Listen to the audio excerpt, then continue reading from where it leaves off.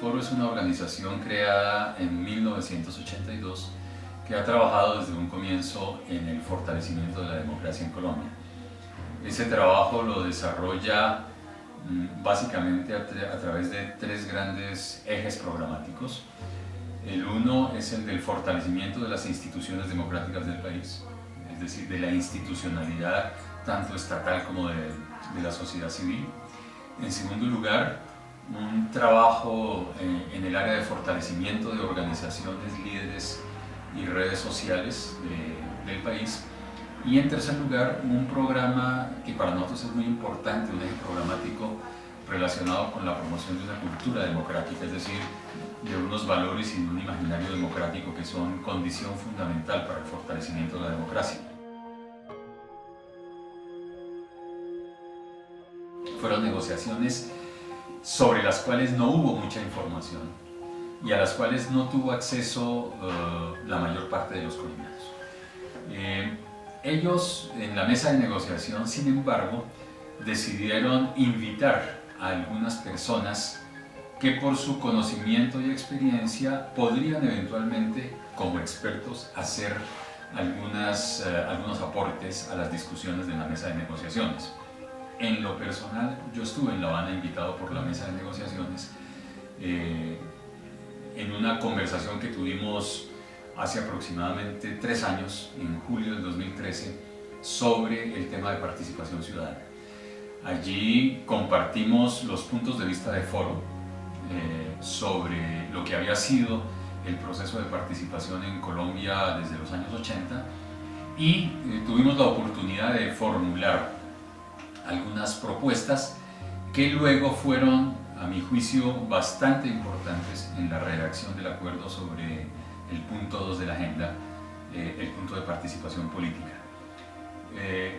Como yo pude asistir, asistieron varias otras personas invitadas por la mesa de negociación para hacer los aportes respectivos en temas específicos.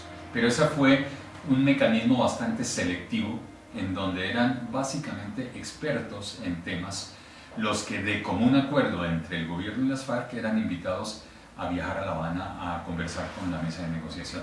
Pero en general, en esos 2 primeros años, el proceso fue bastante cerrado. Fue tan cerrado que en algún momento algunas organizaciones de la sociedad civil nos reunimos para solicitarle al comisionado de paz que abriera un poco el espectro de las negociaciones y nos informaran dentro del margen de confidencialidad que habían acordado con las FARC cuáles eran los avances más importantes, de tal manera que hubiera una mínima información, porque si bien la estrategia de hacer unas negociaciones en secreto fue importante para avanzar en la agenda, sin embargo llegó un momento en que era necesario que la sociedad colombiana comenzara a conocer el alcance y el contenido de los acuerdos. Y en ese sentido, varias organizaciones de la sociedad civil le solicitamos al Alto Comisionado para la Paz, a Sergio Jaramillo, que por favor nos informara cuáles eran los avances del proceso de paz en La Habana, pero que además nos escuchara porque nosotros también teníamos intención de formular algunas propuestas.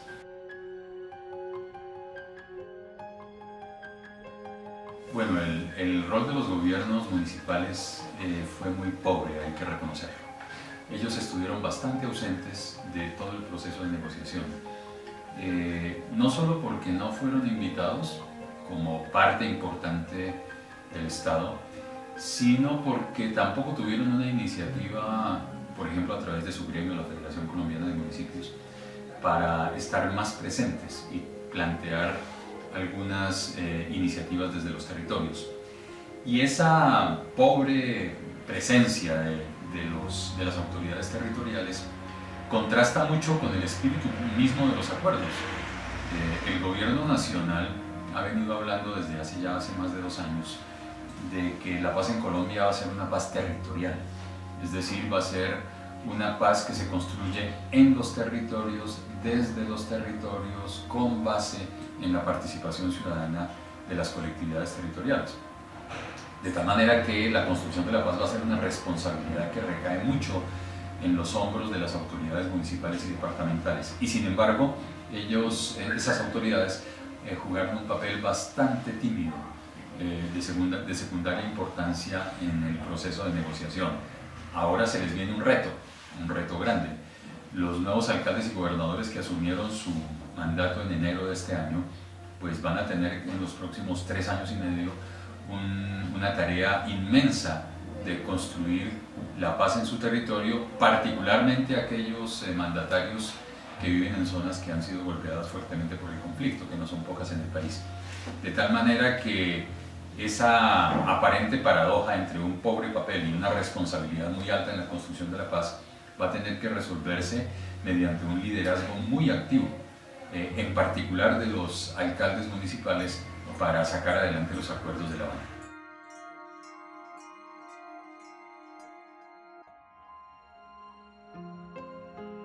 Yo creo que hay 2 factores, puede haber muchos más, pero yo destacaría 2 factores a ese respecto.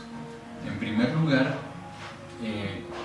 52 años de guerra ya tenían al país en una situación muy complicada, porque ninguna de las 2 partes triunfaba militarmente y cada vez era más explícita la necesidad de una salida negociada al conflicto.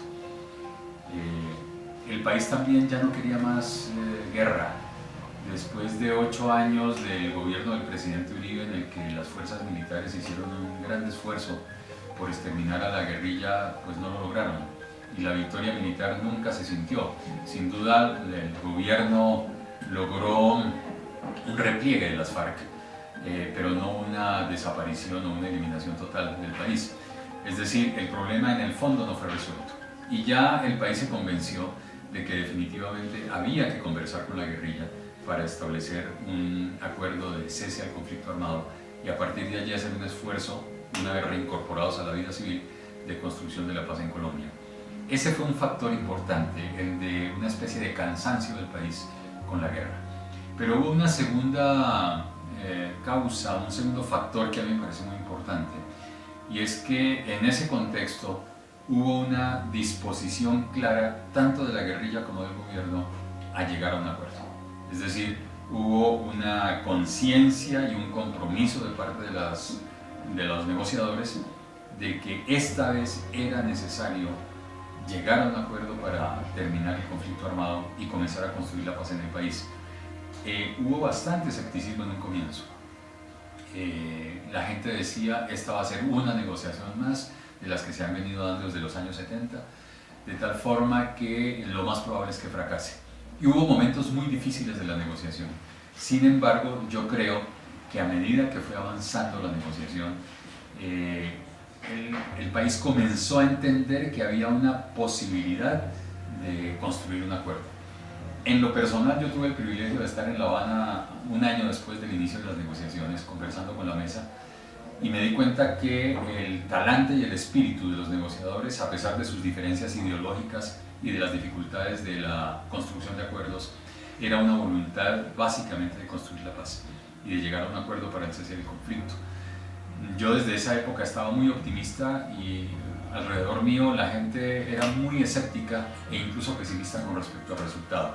Pero a medida que fue avanzando la negociación y que fueron evacuados varios puntos de la agenda de negociaciones, yo creo que el país se comenzó a convencer de que era posible, y eso ayudó mucho. Uno podría decir, un tercer factor es que la opinión pública comenzó a convencerse de que era posible llegar al acuerdo. Y a medida que se iba avanzando en la evacuación de los puntos de la agenda de conversaciones, cada vez el país se convencía más, a pesar de las fuerzas de oposición que había en torno al proceso de paz. Y yo creo que hoy, una vez firmado el acuerdo, podemos mirar hacia atrás y decir el optimismo que teníamos algunos hace 2 o 3 años con respecto al proceso de paz era un optimismo fundamentado y que afortunadamente logró coronarse con éxito.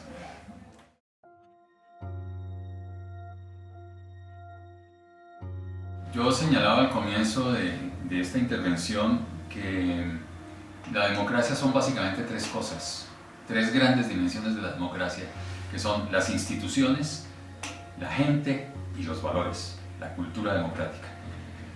La experiencia que hemos tenido en Foro nos ha enseñado que ninguna de las tres cosas son más importantes que las demás. Las tres son igualmente importantes. Y hay que trabajar tanto en el fortalecimiento de las instituciones políticas y democráticas, como en los valores y los imaginarios, es decir, en un cambio cultural en favor de los grandes valores de la democracia, la igualdad, la solidaridad, la libertad, el reconocimiento de la diversidad, el respeto por el otro. Esos son valores fundamentales para la convivencia y la democracia. Pero en tercer lugar, hay que trabajar con los actores para que se conviertan en artífices mediante su participación en los asuntos públicos de una democracia fuerte y consolidada.